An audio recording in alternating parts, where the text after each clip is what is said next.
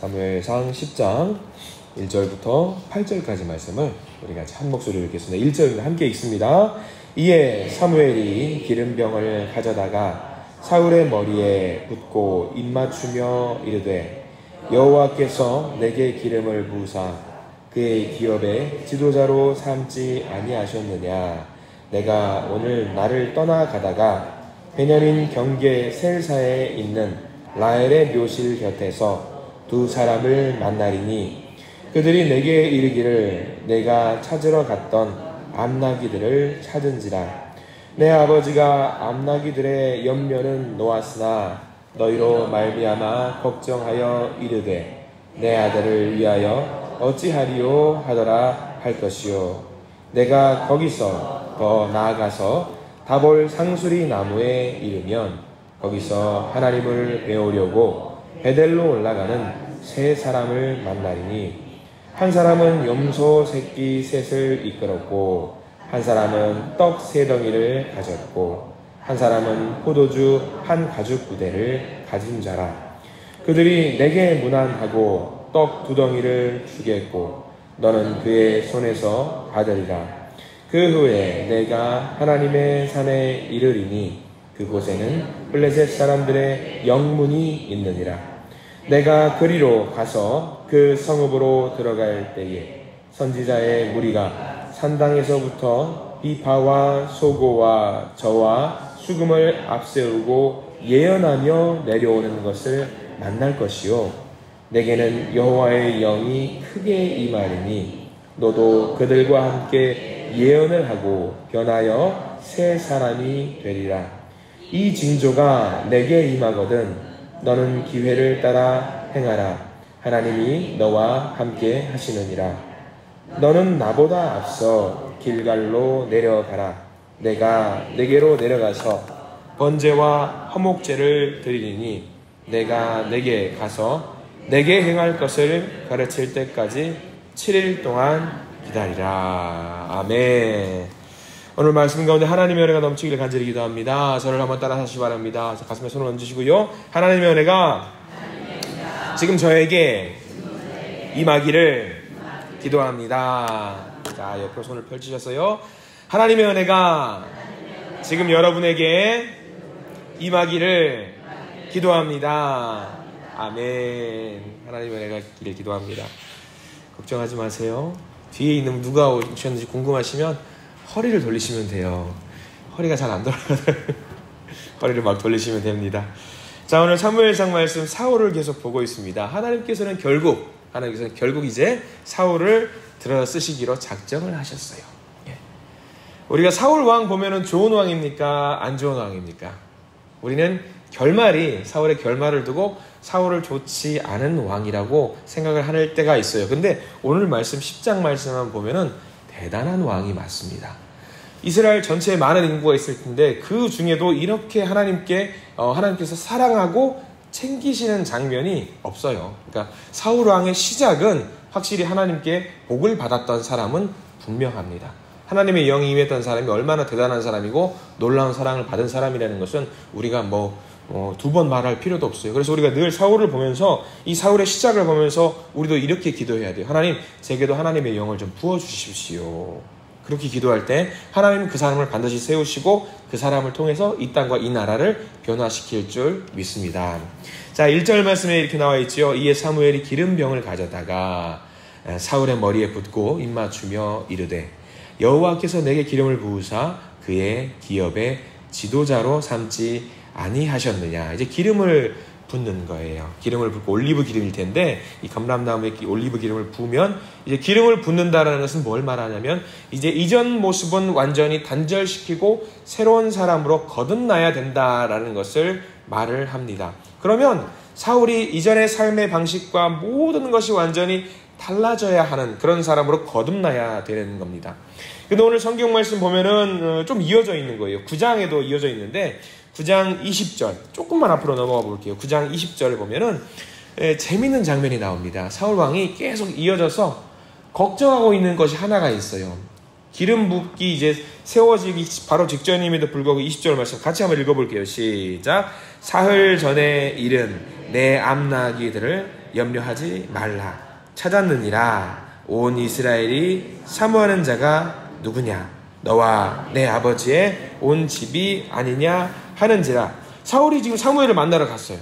그래서 사울을 만나러 갔는데 여전히 만났던 그 시점까지 사울의 걱정은 어떤 건지 아세요? 여전히 뭐만 찾고 있어요? 암나기 찾고 있는 거예요. 여전히 암나기 찾고 있는 거예요. 큰 일을 해야 될 사람인데 여전히 사울은 예전에 어떤 그 자기를 옥죄고 있는 그것에 연연하고 있는 모습을 갖고 있는 거죠.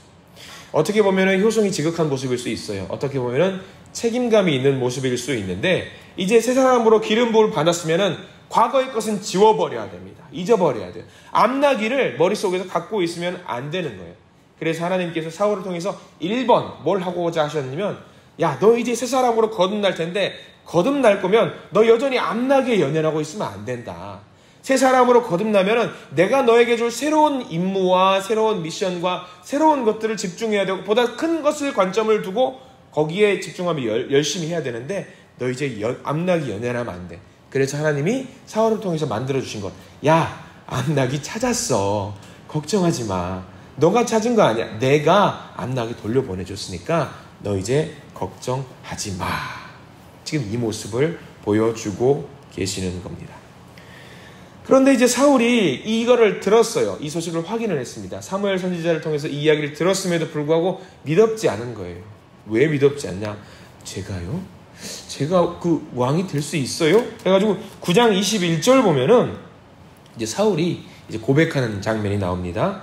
21절 말씀도 같이 읽어볼게요. 시작. 사울이 대답하여 이르되 나는 이스라엘 지파의 가장 작은 지파 베냐민 사람이 아니니까 또 나의 가족은 베냐민 지파 모든 가족 중에 가장 미약하지 아니하니까 당신이 어찌하여 내게 이같이 말씀하시나이까 하니. 아멘. 사울이 마음의 준비가 아직 안 되어 있습니다. 우리 사역할 때 이럴 때 말했습니다. 어떤 일을 감당할 때 하나님 제가요 그럴 만한 그릇이 안 돼요. 하나님 제가 이런 일들을 해야 되기 때문에 그 일을 감당할 수 없어요. 근데 하나님이 만약에 부탁을 하셨을 때에 하나님 야 우리 거기가 좀 같이 가자. 하나님 저 설거지를 아직 못해서요. 그런 말 할 수 있어요 없어요? 못하는 거예요. 하나님이 시키면은 새로운 사람을 거듭나기를 작정하면은요 당장 벌떡 일어나야 되는 거예요. 우리가 그 일 굉장히 중요합니다. 하나님의 일을 하는 사람들 너무 중요한 거예요. 내가 과거에 연연하고 있는 모습을 갖고 있으면 안 되는 겁니다. 사울이 지금 그런 모습을 갖고 있었어요. 그래서 사울로 하여금 사무엘로 하여금 이 하나님의 약속이 성취될 수 있는 세 가지 징조를 보여주겠다라고 약속을 하는 거죠. 앉은 자리에서 사울 당신에게 지금 이 문을 박차고 나가는 순간 하나님이 당신으로 하여금 세움받은 사람이라는 증거를 세 가지를 보여줄 것입니다. 1번 암나기를 찾았다라는 그 이야기를 모르는 사람이 와서 갑자기 할 겁니다. 모르는 사람이 갑자기 와서 그 징조를 이야기를 해줄 텐데 첫 번째가 그겁니다. 그래서 걱정을 다 내려놓으십시오. 암나기 찾았다라는 이야기를 누군가 할 겁니다. 라고 이야기를 하는 거죠. 자, 두 번째는 이제 우리가 읽은 본문으로 들어가요. 10장 3절 말씀 보면은 이런 말씀이 나와 있어요. 자, 3절 말씀 함께 보겠습니다. 시작. 내가 거기서 더 나아가서 다볼 상수리 나무에 이르면 거기서 하나님을 배우려고 베델로 올라가는 세 사람을 만나라니 한 사람은 염소 새끼 셋을 이끌었고 한 사람은 떡 세 덩이를 가졌고 한 사람은 포도주 한 가죽 부대를 가진지라. 자, 여기 말씀에 중요한 게 있습니다. 3절 조금 넘어가면 하나님을 배우려고 라고 있어요. 하나님을 배우려고. 자, 여기 세 사람을 만날 텐데 이 세 사람이 뭐 하러 가는 것 같으세요, 여러분들? 지금 이제 제사를 지내러 가는 거죠. 예배를 드리러 가는 거예요. 그리고 이 사람들이 각자 가지고 가고 있는 게 있습니다. 염소 새끼 셋을 가지고 가고 있고요. 떡 세 덩이를 가지고 가고 있고요. 포도주 한 가죽 부대를 가진 사람을 만납니다. 이 사람들이 가지고 간 게 서로 다른 그 어떤 무언가를 가지고 가는데 이 사람들이 어떻게 하냐면 4절 말씀에 그들이 내게 문안하고 떡 2덩이를 주겠고 너는 그의 손에서 받으리라 라고 나와 있어요. 이 사건은 사실 놀라운 사건입니다. 이들이 예배를 드리러 가고 있는데 이들이 갖고 있는 재물이 있어요. 이 재물은 하나님께 드리는 용도입니다. 하나님께 드리는 용도의 그 예물을 그러면 누구에게만 드려야 되냐면 하나님께만 드려야 돼요. 다른 사람에게 주면은 안 되는 거예요. 그건 벌이에요. 근데 이 사람들이 그 예물을 누구에게도 준다라는 이야기하고 있냐면 하나님께 드릴 예물을 사울에게 일정 부분 드리겠다라는 이야기예요. 근데 이것을 누가 허락하신 일이냐면 누가 허락하신 거죠? 하나님이 허락하신 거예요. 누구한테는 이게 예외가 돼요. 옛날에 다윗이 도망 다닐 때 얘 너무 배가 고파가지고 지성소에 들어가가지고 성소에 들어가가지고 떡을 먹은 적이 있어요. 근데 떡을 먹었다고 해서 죽지 않았어요. 벌을 받지 않았어요. 왜 벌을 받지 않았냐면 다윗은 누가 택한 사람이냐면 하나님이 택한 사람이기 때문에. 그럼 하나님이 택한 사람은 이 하나님께 드려진 예물을 먹거나 취해도 문제가 되지 않는다라는 걸 보여주는 거거든요. 지금 사울에게 보여주려고 하는 두 번째 징조는 뭐냐면 너는 내가 세운 사람이라는 걸 보여주는 증거를 보여주는 거예요. 하나님께 드려질 예물을 네가 중간에 취해도 넌 괜찮아. 왜? 너는 내가 직접 택한 사람이기 때문에. 이 징조를 사울에게 보여주고 있는 거죠. 이 세 번째 징조가 너무 중요한 징조입니다. 6절 말씀. 6절 말씀에는 이 말씀은 전체를 좀 밑줄을 그어 두어야 돼요. 이런 복이 우리에게도 임했으면 좋겠다라는 건데요. 6절 읽겠습니다. 시작. 내게는 여호와의 영이 크게 임하리니 너도 그들과 함께 예언을 하고 변하여 새 사람이 되리라. 아멘. 오늘 이 말씀이 저와 여러분들의 말씀이기도 우리에게 주신 말씀이기도 간절히 축원합니다. 여호와의 영이 크게 임했다. 성령이 임했다 그 말이지요. 그리고 그 사람이 예언을 하면서 새로운 사람이 되었다. 자, 사울 좋은 사람이에요? 안 좋은 사람이에요? 우리가 사울의 시작하는 그 부분까지 따라갈 수만 있다라고 한다면 그건 큰 은혜를 받은 사람이라는 걸 우리가 명심해야 됩니다. 성령이 임한다라는 이야기, 구약 성서에서도. 그리고 새로운 사람이 될 것이다. 오늘 우리가 이 말씀을 읽으면서도 우리에게도 이런 은혜가 있기를 간절히 원합니다. 하나님 우리에게도 이런 징조를 보여주십시오. 이런 사인을 보여주셔서 우리가 하나님의 사명을 감당해내는 이 시대에 하나님의 역할을 맡은 주님의 사명자가 되게 해 주시옵소서라고 우리가 좀 기도할 수 있었으면 좋겠습니다. 내 가족, 내 자녀, 내 사업의 문제 모두 해결해 주십시오. 하나님의 일을 감당하겠습니다. 이런 간절한 기도가 좀 우리에게 필요한 줄 믿습니다. 가장 중요한 것, 하나님의 영이 임하는 것이죠. 내가 새 사람이 되는 것. 그동안 나 하나 먹고 살면 됐어요. 내 가정, 내 자녀만 잘 먹고 잘 살면 됐어요. 근데 이제는 그렇게 하면 안 되는 거예요. 이제는. 왜? 왕은 뭐예요? 통치를 받은 모든 사람들의 안녕과 행복을 위해서 그걸 책임지고 꾸려나가야 되는 사람이거든요. 우리도 변화된 이유 뭘 해야 될까? 이제는 내 몸이 아닌 거예요, 여러분들.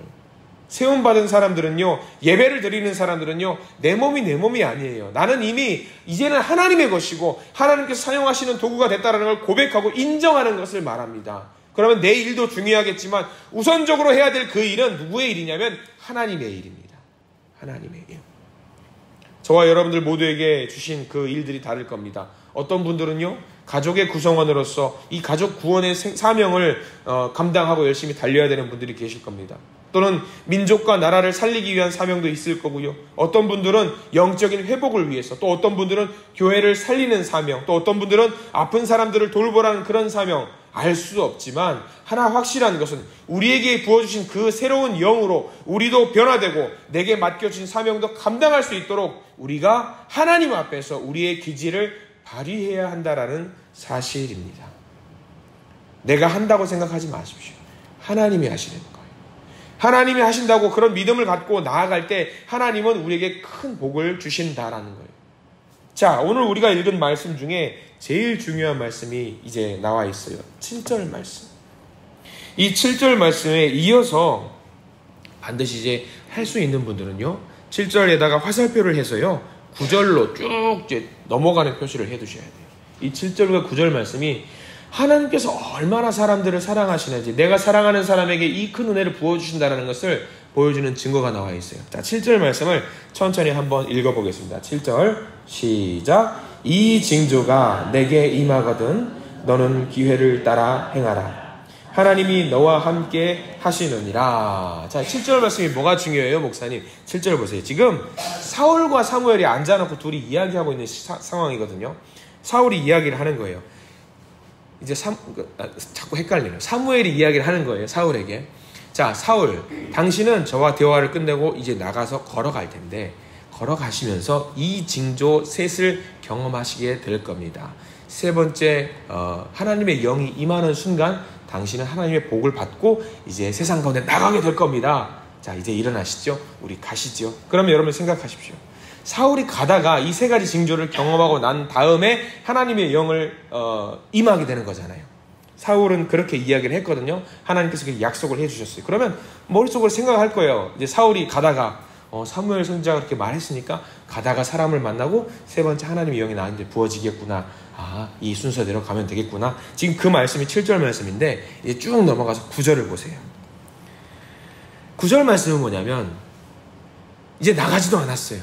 나가지도 않았는데 이 사무엘 선지자가 이야기 끝나자마자 바로 하나님의 영이 임하는 장면입니다. 자, 9절 말씀 읽겠습니다. 그가 사무엘에게서 떠나려고 몸을 돌이킬 때에 하나님이 새 마음을 주셨고 그날 그 징조도 다 응하니라.